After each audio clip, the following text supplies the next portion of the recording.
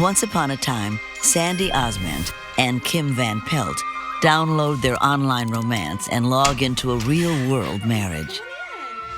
It was like love at first sight. It's a dream come true for her. Oh my God. They were a perfect pair. You make us the bride. But less than 2 weeks later, their love connection tragically times out. Calm down. Sandy? I don't think there is any words to describe the feeling that we felt. I was speechless. I was like, oh my God. I start crying, start freaking out. Oh my God. It was horrifying. There was blood splatter everywhere. Who do you think you are? The case was being changed from a missing person to possible homicide. For this couple, the honeymoon is over.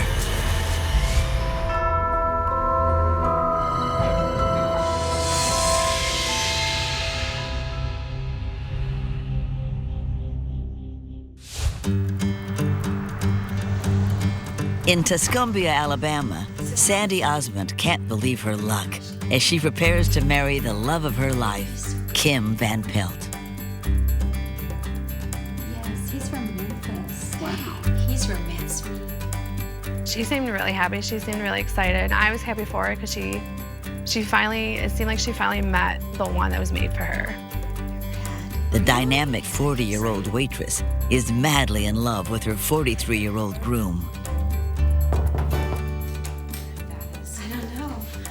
Kim is a rugged Southern gentleman who treats Sandy like a queen. She really liked him and kind of swept her off her feet with showing up at the door with flowers and cooking her dinners and things like that. She was just head over heels with him. He gave her the world, set it on a plate. For years, Sandy put her daughters first, setting her own lonely heart on the back burner. She worked her butt off to provide for her kids and make sure they had the things they needed. It's finally time for Sandy to shine. Kim is also excited about his next chapter. It's so exciting to find love at 40. I think a lot of people think that as you get older, love will not feel as exciting and passionate as it does when you're young. But to find it's the same passion, the same excitement, can feel so, so good.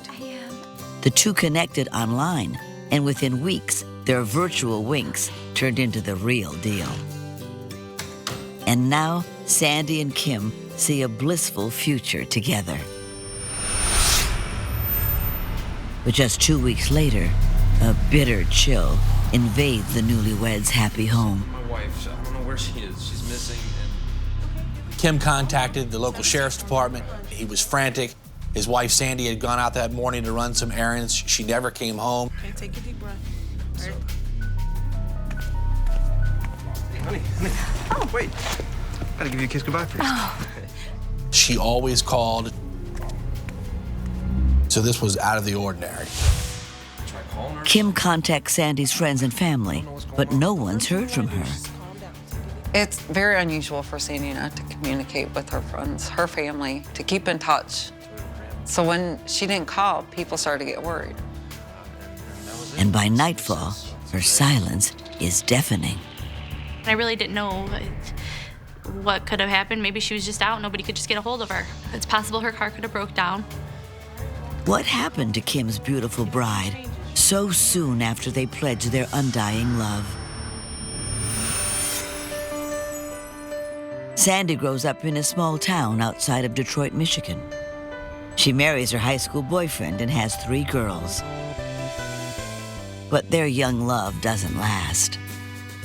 When my parents got divorced, it affected her because it felt like she lost a part of her. She didn't seem herself.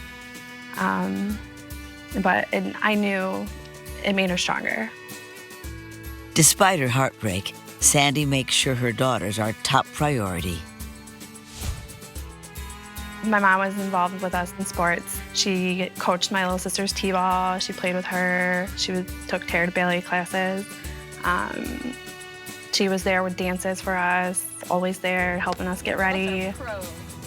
The single mom also works as a waitress. leaving little time for romance. Sandy didn't really date a lot. She was focused more like on her job and her family. We were starting to grow up, and she was realizing, well, they're not going to need me as much, so maybe I should find somebody for myself. So in 2003, when a friend suggests Sandy move with her to Alabama, she takes a leap of faith. Sandy wanted to move to Alabama to get a fresh start. She wanted to see what else is out there. Her two older daughters stay behind with their father, but the youngest hops on board. My sisters were still up here, and she did hate that she left them here, but they were old enough to where they could do for themselves. They had everything situated that they wanted to be in Michigan, and they knew my mom wanted to be in Alabama, and they had no problem with that. I went with her because I didn't want her to go alone, and I loved it down there. In Alabama, they move into a new home, and Sandy quickly lands a waitressing job. It seems everything is falling into place. I think being in Alabama was the first time I've really seen my mom being happy. What's been going on? Nothing much. Have you found anyone new since you've been in this? She was determined to find love again. She was determined to find somebody to make her happy, who she didn't want to settle just to settle. She wanted true love. Sandy delves into the world of online dating, and it pays off.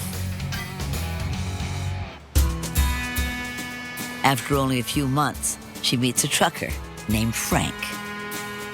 But soon after, Sandy ends the relationship. Frank was always gone. He was always driving all the time, and that's kind of what really tore them apart. She broke up with him because that companionship that she was looking for really wasn't there anymore. And then another bump in the road. I'm gonna miss you. Just a few months later, Deanna is homesick and decides to move back to Michigan. I still remember looking out the back of the car and just seeing her so heartbroken, like seeing her so sad. But she knew that's what had to be done at the time. It's hard for Sandy to say goodbye, but she understands. After me leaving, and even after Frank and my mom breaking up, I think that kind of made her a little bit more lonely, and she really did. She's like, well, now is the time. I can focus on one important part of my life, and that is trying to find somebody else that I can spend it with. She hops back online, still hoping to find the missing piece to her puzzle. Just one state over in Tennessee, Kim VanPelt is another lonely heart looking for companionship. He's raised in the South with 7 siblings. Kim didn't grow up in a very good environment. He says his father was abusive, his mother was an alcoholic, so it's not an easy environment to grow up in. Kim is determined to create a better future. He takes control of his life and joins the Navy. The military does something so well. It creates structure, it creates boundaries. And I think in Kim's case, this might have been something that he was looking for, if you will. He was ready to get out of the environment he was in and become a man. And he knew the military could make him a man. Kim travels all over before leaving the Navy. He moves to Memphis, Tennessee, and lands a job in construction.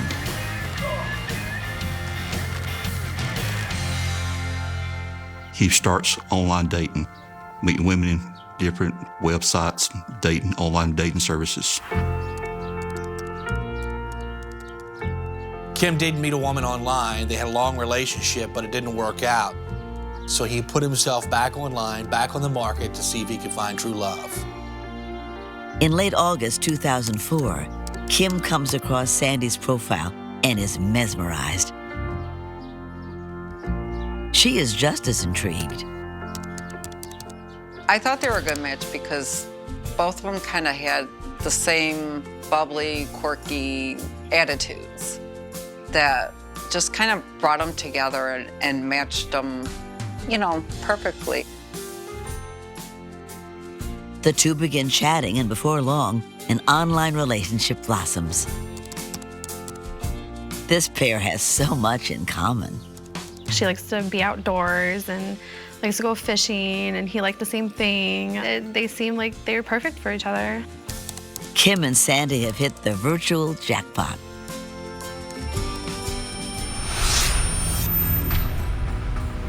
But now Kim fears his luck is turned. At the station, he is worried. She always answers her phone. She answers her texts. I don't know what's going on. When you have a loved one missing, your mind goes in a million directions. You imagine every bad thing possible. I remember telling Kim to contact me if he heard anything from Sandy or her friends. And I would contact him if something had developed on my side. They tell Kim it's too early to panic. Because Sandy had been missing less than 24 hours, it's not unusual for a spouse to be out and return later. So police told Kim to stay calm, keep calling Sandy, and hopefully someone would hear from her or see her soon. But for Sandy's loved ones, something feels terribly wrong. Where is Sandy? Is she in trouble? Or is it much worse? 2 weeks after Kim and Sandy VanPelt get married, the new bride leaves to run an errand and never returns. Kim is beside himself with worry. At first, I thought it was kind of an overreaction, that it's only been a few hours, so how are you gonna say that there's a missing person? But as daylight fades, fear sets in. Sandy's usually in constant contact with her daughters. The anxiety happened later on that night. The more I was calling the detective and, what's going on, calling her home, talking to Kim, still wasn't home. To suddenly have a close family member or friend just sort of fall off the face of the planet can be terrifying.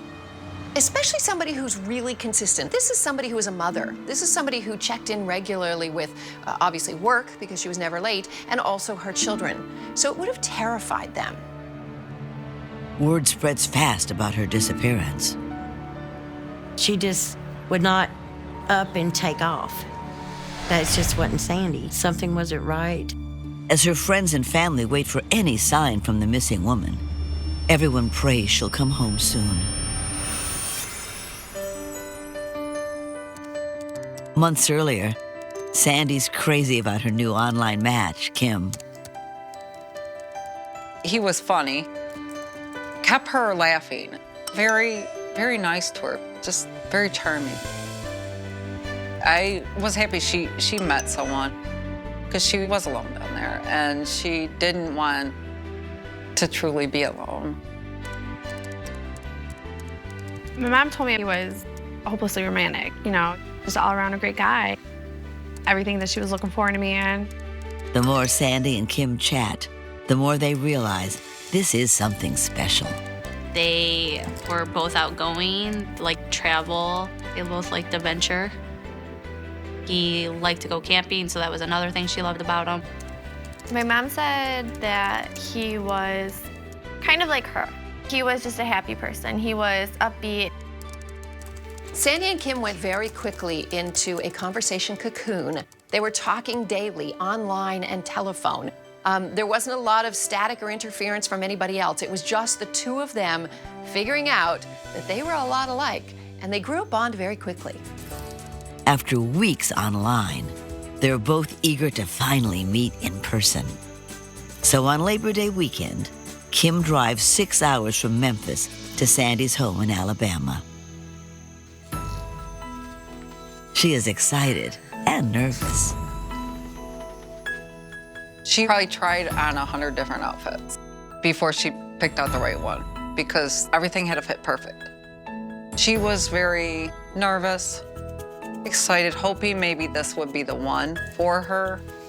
She didn't know which way would it go. Would it take off right away when they met in person, or would it go the opposite way?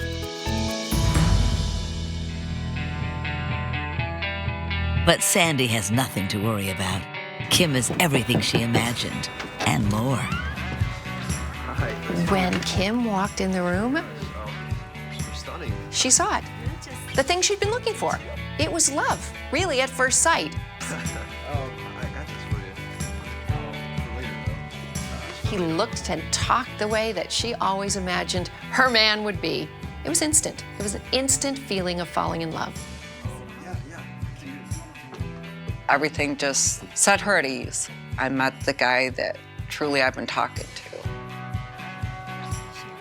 Sandy had a great time with him. She asked him, to stay the weekend so we can get to know each other better, and things progress from there. By the end of the weekend, she did not want him to leave because it did feel so right for her, and she felt so happy and comfortable with him. He seemed just as happy as she did. Sandy has been hoping for a love like this. Her heart finally feels full again. But now, the once bubbly bride has vanished, and everyone is panicked. Not talking to my mom every day that's when you know something's wrong, because we would talk every single day, and there was no communication at all. It's been a while. Guess I'll call her. It was taking my turns with calling the detectives and calling Kim. Given an hour or so, calling again. My gut kind of told me something wasn't right. She's not answering. I'm really worried. It's been 24 hours since Sandy went missing, so deputies begin an official investigation. They ask Kim about the hours leading up to her disappearance. He explained to investigators the night before she vanished that he had cooked her favorite meal of steak and sauteed mushrooms. He drew her a bath, and then they went to bed. Early the next morning, she got up to run some errands. She never came back, so he then contacted authorities. Investigators have many theories. They were looking at all possible angles. Did someone harm Sandy? Did she run away with somebody? Was there a missing lover somewhere? Or was there a cyber stalker from the days of her online dating that took her against her will? We live in a very evil time where anything possible can happen to anybody at any given place at any given time. But investigators have to start somewhere. In a missing persons case, they start close to home and then work their way out. So was someone in Sandy's life responsible for her disappearance?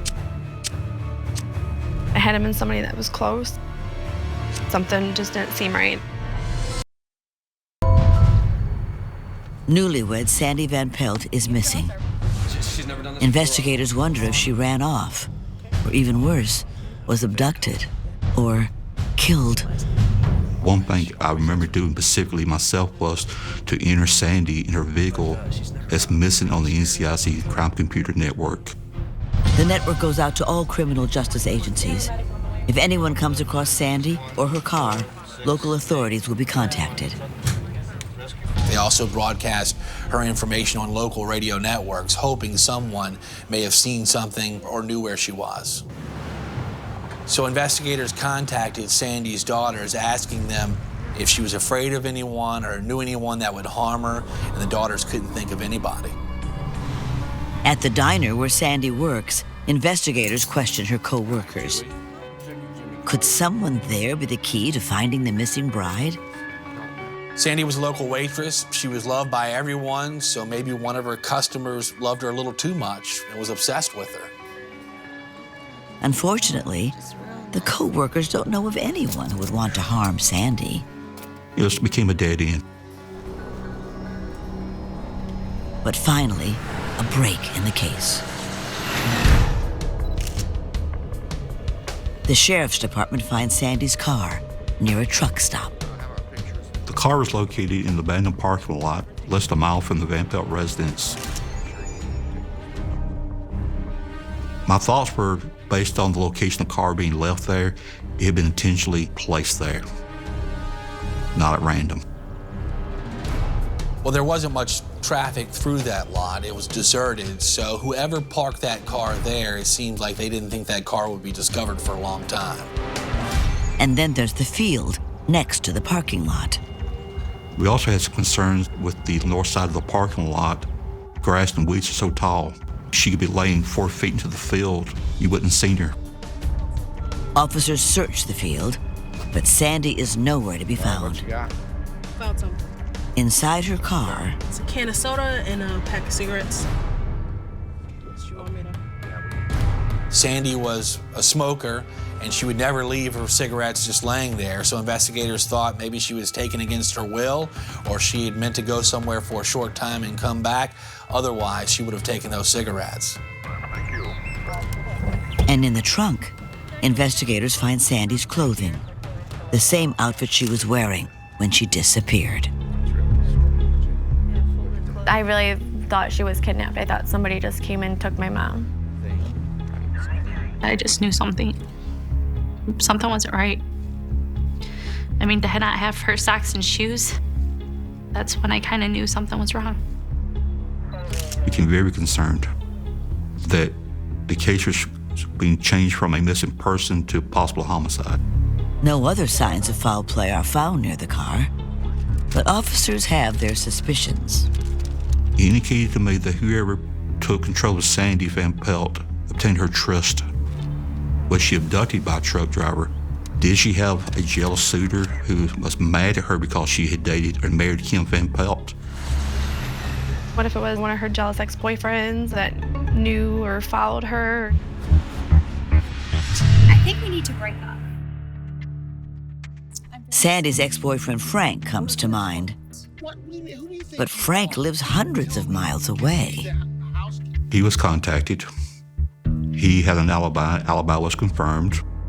So he also was eliminated as a person of interest in her being missing.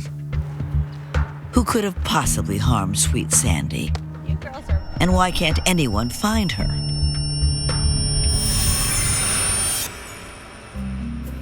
Just months earlier, Kim and Sandy are making their long-distance relationship work. My mom and Kim did live in separate states.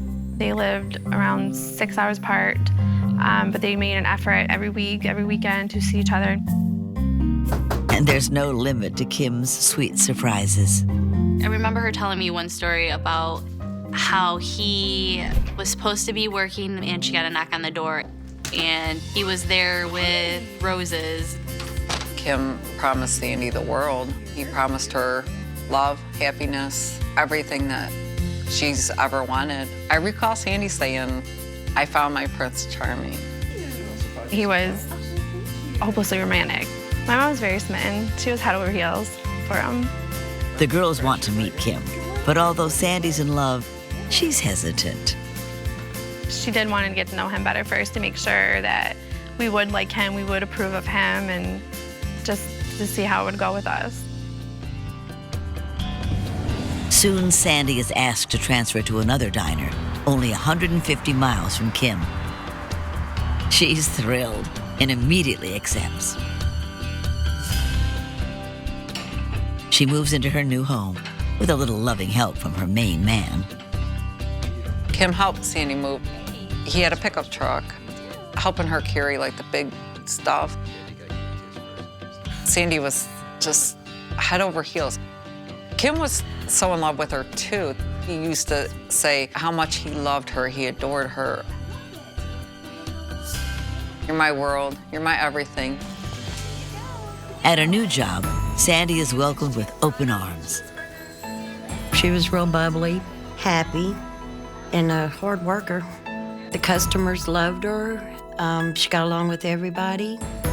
On her breaks, she gushes to coworkers about her amazing boyfriend. She said they laughed together. And when he would come into the restaurant, she'd sit over there with him, and they was all lovey and holding hands and happy. Kim would make Sandy feel that she was important. She was his number one, and like putting her up on a pedestal. He would surprise her with all kinds of things, with coming home and having dinner cooked. Just little surprises here and there. Kim would draw her baths for her at nighttime after she come home from work. He cooked for her. She found her happiness again. She was feeling loved. Somebody was giving her the attention that she wanted and that she deserved and needed.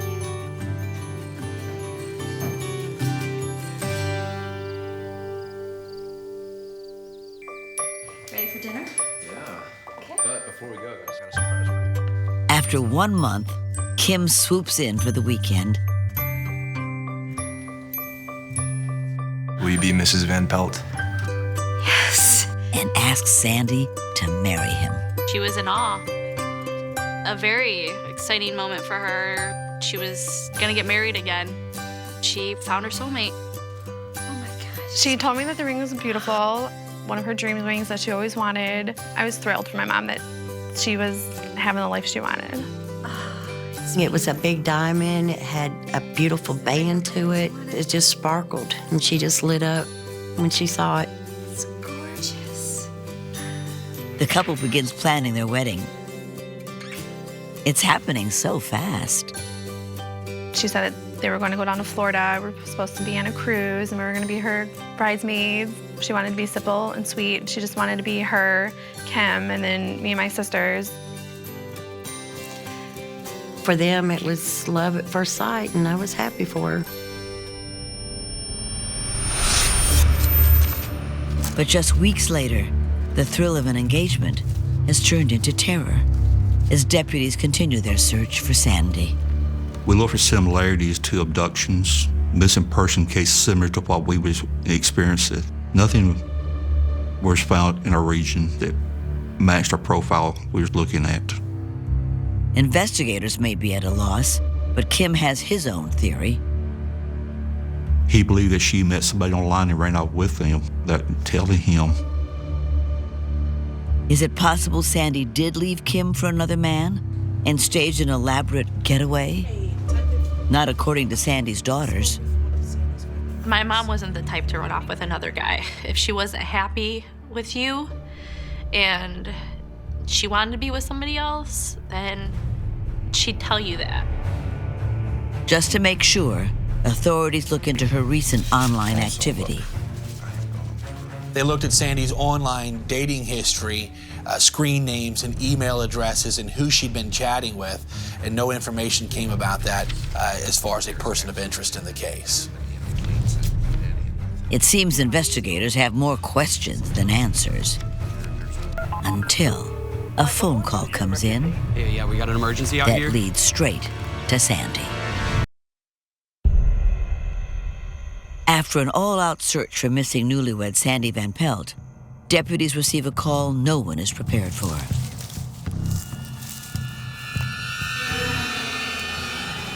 A nude female body has been found 60 miles from Sandy's home. Yeah, we got an emergency out here. The body was discovered by a person hunting adjacent to the county road. She'd been beaten, blunt force trauma on her face and upper torso. She'd been suffocated. Investigators fear this may be their missing newlywed. They asked me if she had any marks or tattoos or anything, and I told him that she had a tattoo on her leg.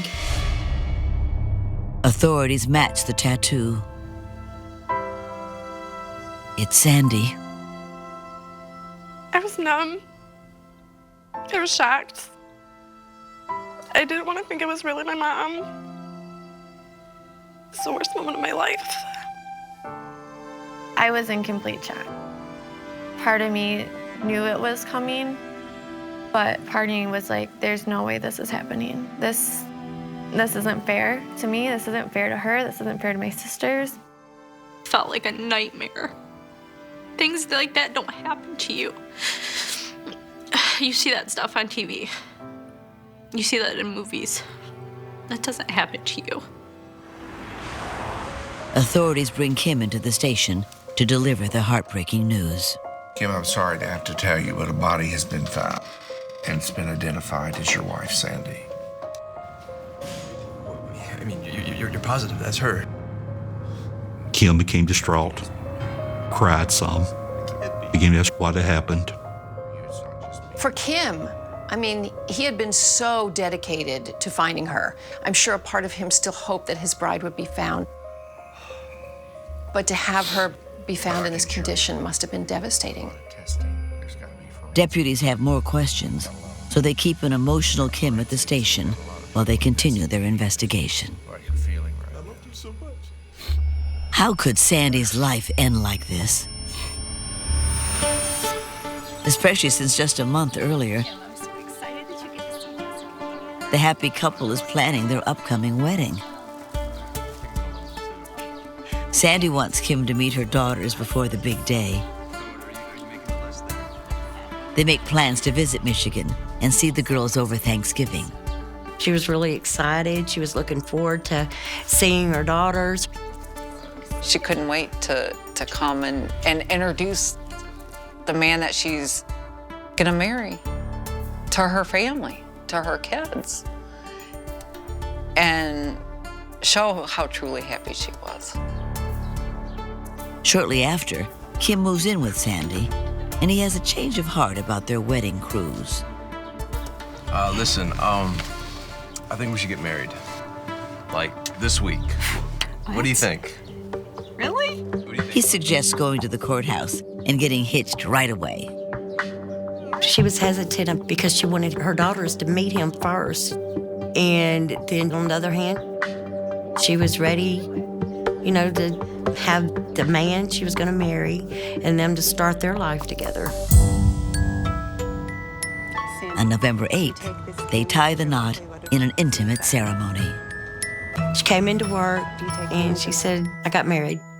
And we was like, all just what? We was really shocked. It was simple. They went to the courthouse and that was it. She sounded very happy. It was what she wanted. She was going to surprise her kids. Sandy tries hard not to give away her exciting news to the girls. She wants to surprise them in a few weeks during their visit.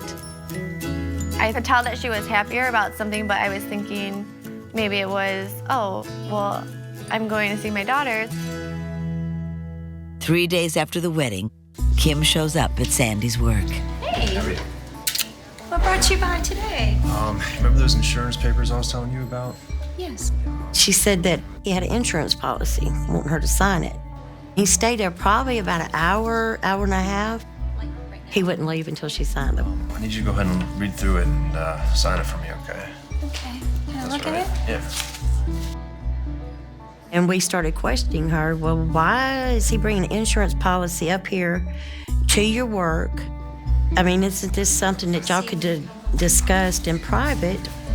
When he left, we were just kidding around with her, and we told her, right then that she had better watch her back. She just looked at us and said, no, don't say that. She just laughed it off. Oh, you guys, y'all are being silly now.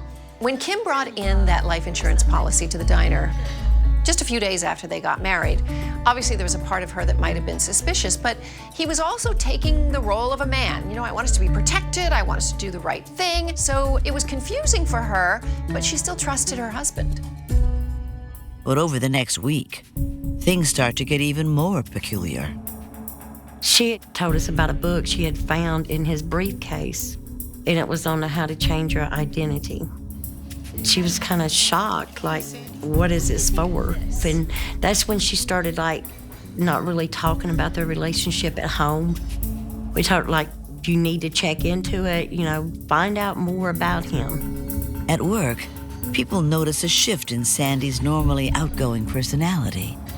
She didn't seem like she did when she first met him. I could tell something was off, but Sandy always said she was happy. On their last night together, Kim cooks Sandy a romantic dinner. It's her favorite, steak with sautéed mushrooms. 1 minute, she's finding a book on how to change your identity. The next minute, her husband is cooking her favorite meal. Things just aren't adding up.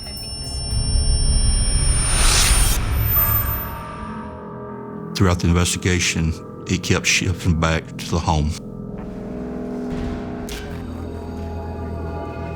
With Kim still at the station, deputies obtain a search warrant for the couple's home. It's the last place anyone saw Sandy. When they walk in, they notice the residence was absolutely spotless and it smelled like it had just been cleaned. I've never encountered a residence that smelled that clean. It was too clean. In the garbage can in the kitchen, I discovered a receipt from a local retail merchant, time-stamped very late at night. The items on the receipt included cleaning supplies, stain removal, a mop, and the odor-eating candles. Kim, I need to show you something. Based on the discovery of the receipt and the fact that the home looked like it had been cleaned after Sandy's disappearance, We found it in your trash can. Kim VanPelt became the prime suspect. Authorities find a receipt for cleaning supplies in Kim and Sandy VanPelt's home. A timestamp on the receipt shows the items were purchased around the time of Sandy's disappearance.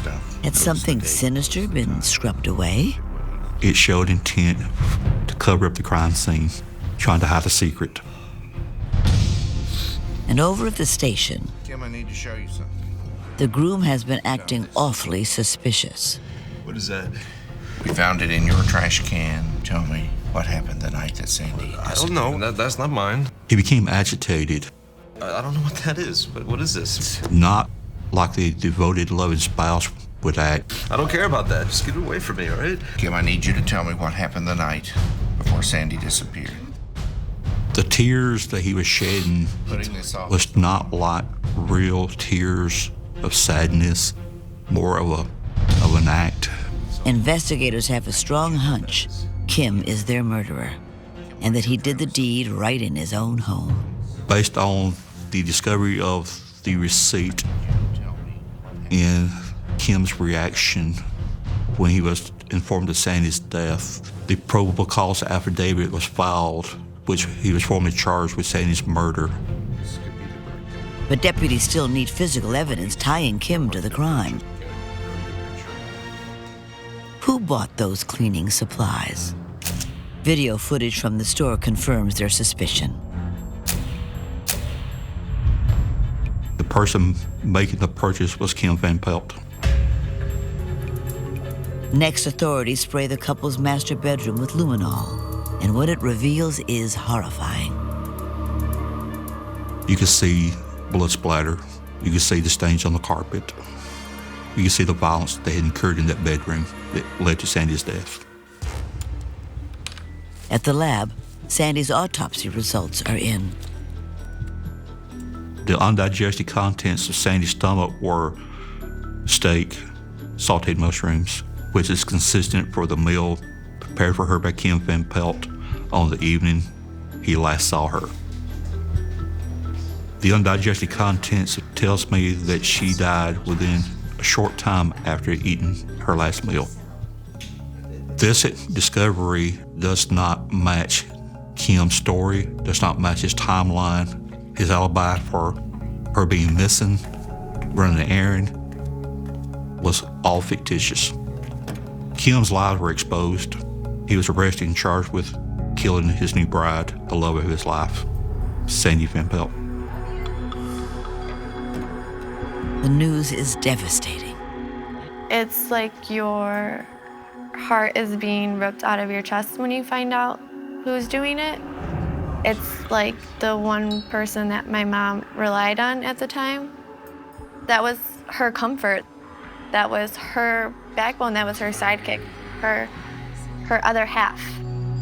The feeling that we felt, it was beyond outraged. It was, there's no words. He took a person with a big heart and took her advantage of her. In December of 2006, Kim goes to trial. His online girlfriend before Sandy takes the stand. 1 week before Kim married Sandy, Kim sent an airline ticket to his previous girlfriend, trying to get her to come back to him to reestablish their relationship. The ring that Kim VanPelt gave Sandy was the same ring he had given his previous girlfriend. She recognized it by the designer band that she had designed. And then Sandy's loved ones learn about more betrayal. Kim has an ex-wife and 2 children. a family Sandy never knew existed. I was speechless. I was like, oh my God, no. She did not know this. She did not know. What brought you by today? Those insurance papers. Prosecutors believe that Sandy never knew the real Kim and that he used her to collect her insurance money. Within 3 days of their marriage, he had her sign the life insurance policy, which set into a motion chain of events, which eventually led to her death. Kim was to receive over $200,000 over Sandy's death. Prosecutors lay out what they believe happened. After her last meal and sometime before dawn, Kim attacked. He was above her and struck her repeatedly and eventually suffocated her. Kim picked up Sandy's body, transported it in the trunk of her car to Marion County, Alabama. Then he took that car and parked it in that deserted parking lot, and they think he walked about a mile home, and later that day, that's when he reported her disappearance. It takes the jury less than 2 hours to deliberate. Kim is found guilty of capital murder and given the death penalty. I think he's a monster. I don't think he has a heart. I think he's just cold-blooded. I don't think he has any remorse for us girls. He took our mom away. My whole life has changed. I had the biggest part of my life taken away from me. He took away somebody that never got to see her grandkids. He took away everything. Sandy's loving memory will always remain alive in the hearts and minds of friends and family. I miss her voice, the smell of her perfume. Me and my son, my sisters will go to visit at the cemetery, bring her flowers. I miss the I love yous. My mom didn't get to share my wedding day. I miss those moments that a mom should be there for her daughters. There's not a day that she's not on my mind. I know somebody's looking out for me, and I know it's my mom.